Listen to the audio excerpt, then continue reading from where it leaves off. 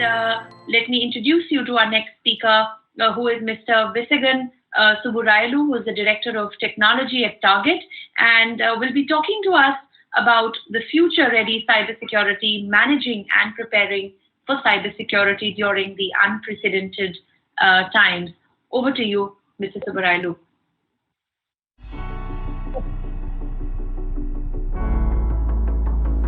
Can you? Okay.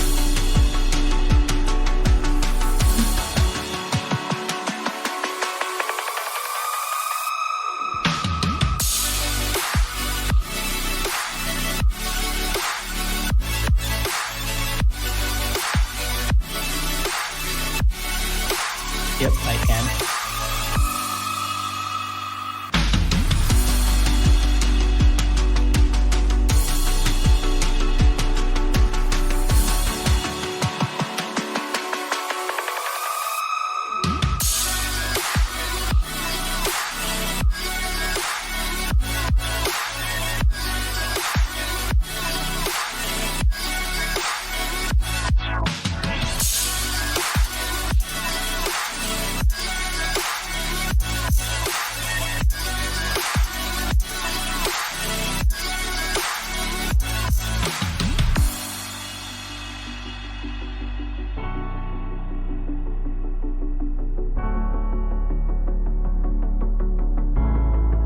Can let me find right.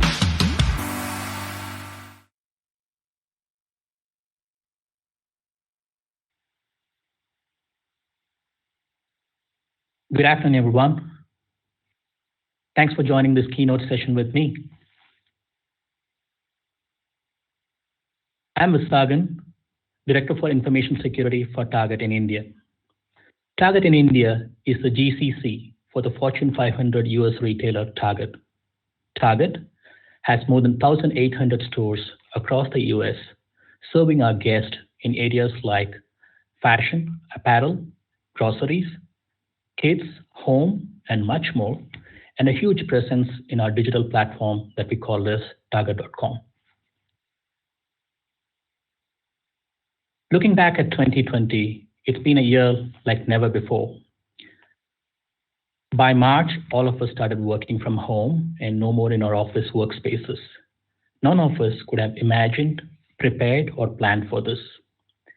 As we moved home, as the entire world moved home, so did our guests, and by the way, we call our customers at Target lovingly as guests.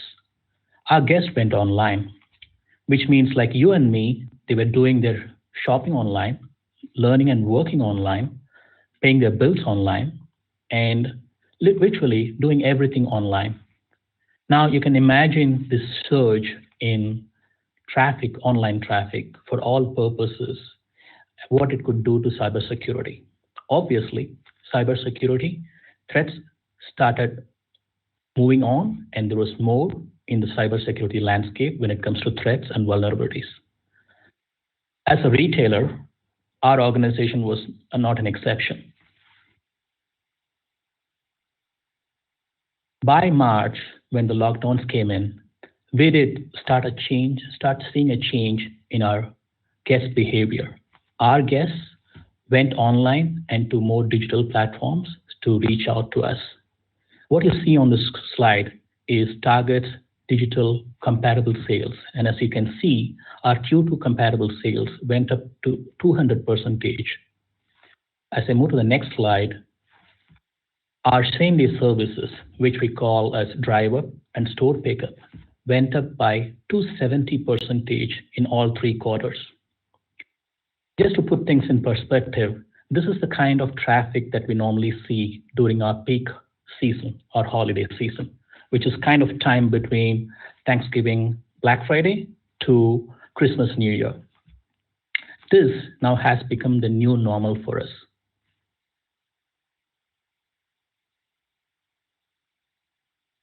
As you can imagine, what this does to a business of our scale when we have our stores and our online traffic going through the sky. It does put a lot of stress on our business, infrastructure, and our security framework. Luckily, our investments in our technology, in our other aspects, has helped us weather the storm and take this pandemic head on. While I spoke about the increase in store traffic and the digital traffic for Target, and as I mentioned about the increase in vulnerabilities, we were looking at two parts of a problem, which is a surge, a welcome one for us in terms of business, combined with increase in vulnerabilities and threats. What you see on the screen is just some quick stats. Cloud-based cyber attacks went up by 630% between Jan and April earlier this year. Phishing attempts went up by 600% by end of February. Visit to dark web and hacker forums went up by 66% just in March. Now combine the rise in the business and the rise in the threats, we had our task cut out. Luckily, at Target, we had some really solid tools in our playbook. And I'm going to touch some of them and how it has helped us be a game changer in this space. And some of these three critical aspects that helped us move forward and accelerate during this time has been our ability to center everything that we do towards our guest, our ability to lean on technology to drive our strategy forward, and most importantly, investing in our culture, in our team, and building a diverse workforce. These obviously has helped us move forward stronger during these tough times.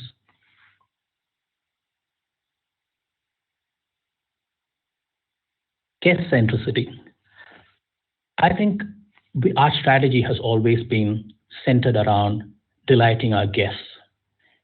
When, as a multi-assortment retailer, we did a lot of things to make life easy for our guests and delighting them with every engagement that they have with Target. Convenience was one of the key factors when we thought about guest experience. We used our stores as hubs for fulfillment and delivery. We renovated our stores to make it relevant, and we ensured that we provide guests a seamless experience in terms of engaging with Target.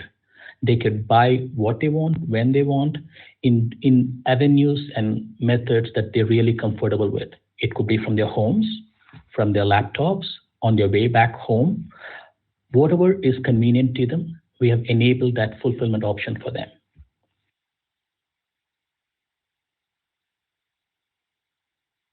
Now, I want to talk about our teams.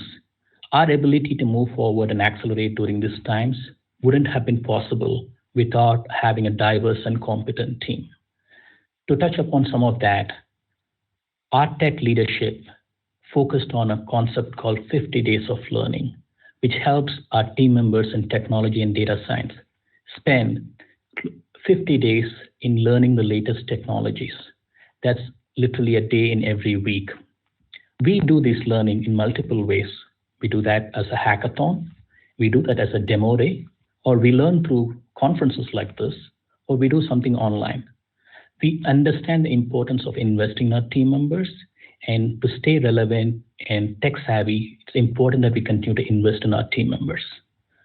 While investing in team members has helped us move forward, our focus on diverse has also helped us change gears and accelerate. To touch upon some of those examples on the work that we do in that space, Engineering Manager Immersion Program, which we call as EMIP in Target, is a program focused on helping women go on to become strong engineering leaders in Target. We have forums like Swati and Twine, which help build the diversity and inclusion culture within our technology and data science teams.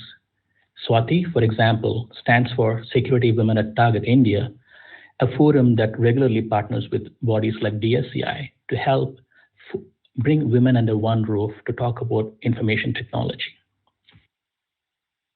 Diversity has always been an important aspect for us, simply because the customers that we serve across the US are so diverse. So it's a business imperative for us to make sure that our teams represent the same diversity.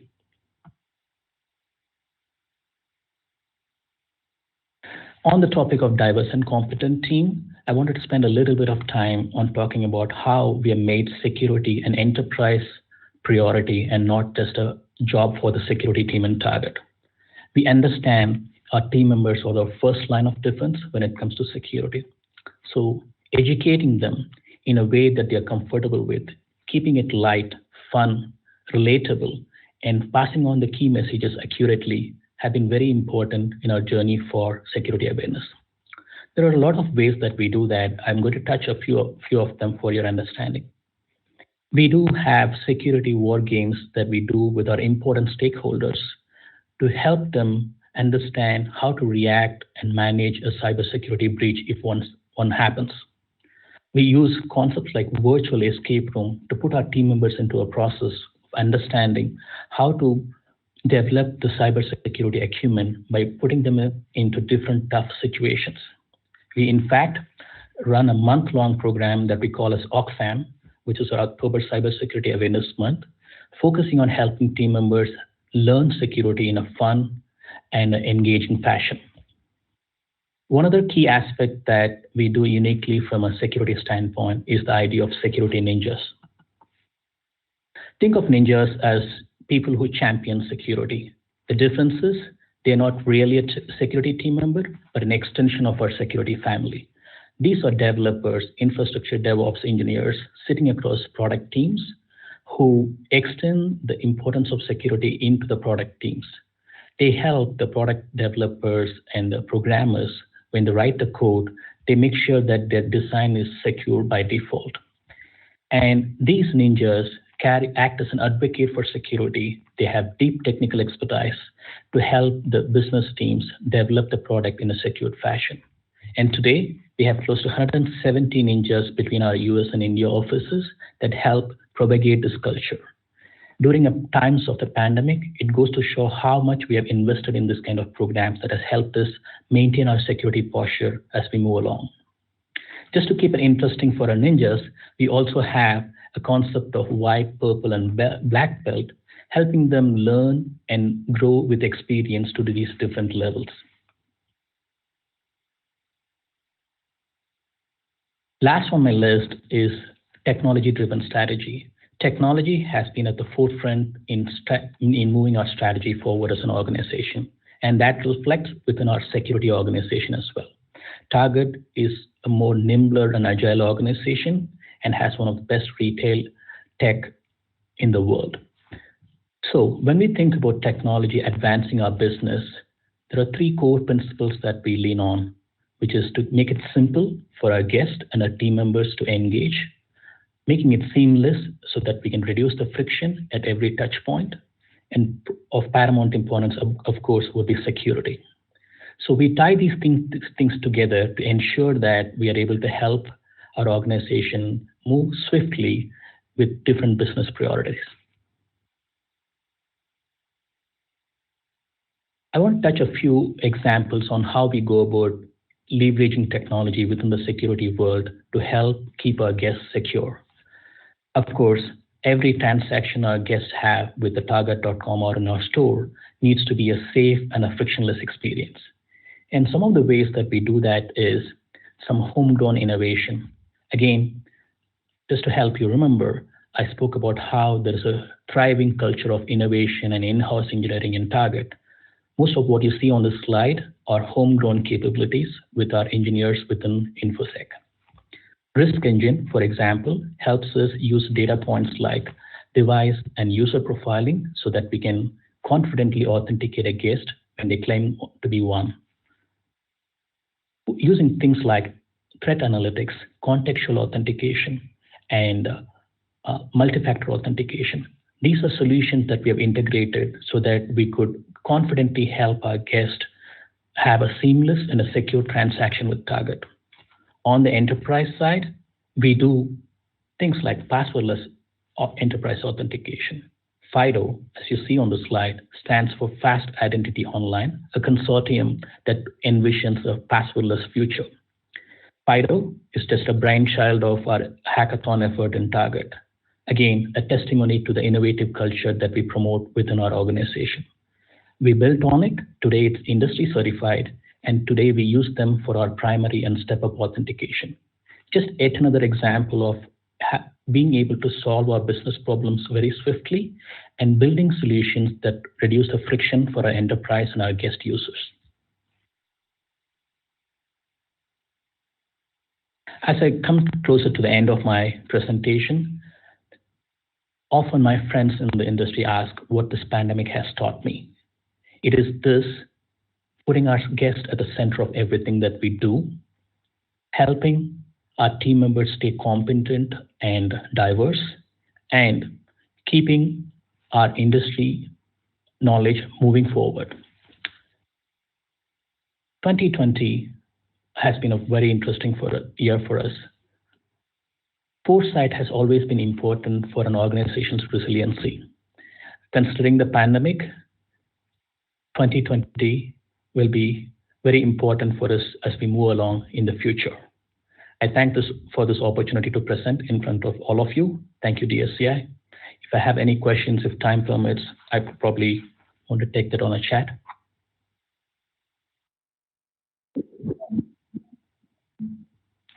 Thank you. Thank you for this opportunity.